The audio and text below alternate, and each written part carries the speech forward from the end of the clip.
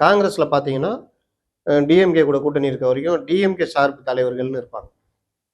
அவர் தான் தலைவரா இருப்பாரு. அவர் திமுக எது செஞ்சாலும் ஓகே அவருக்கு.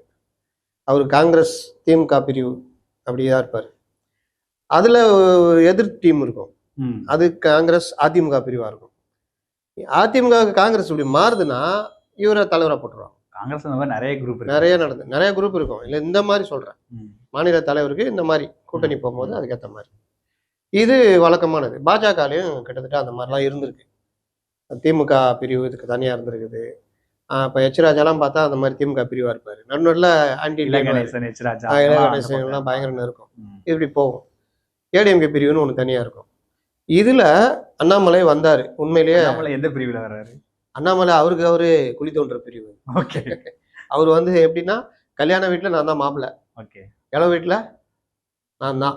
அது தலைவர் என்ற ஸ்டேச்சர் சார். தலைவர் பாருங்க. அதுதான் சொல்றேன். மாநில கட்சிக்கு தலைவர்னு யாரும் இது கிடையாது. தேசிய தலைமை தான். தேசிய தலைமை தான் முடிவெடுக்கும்.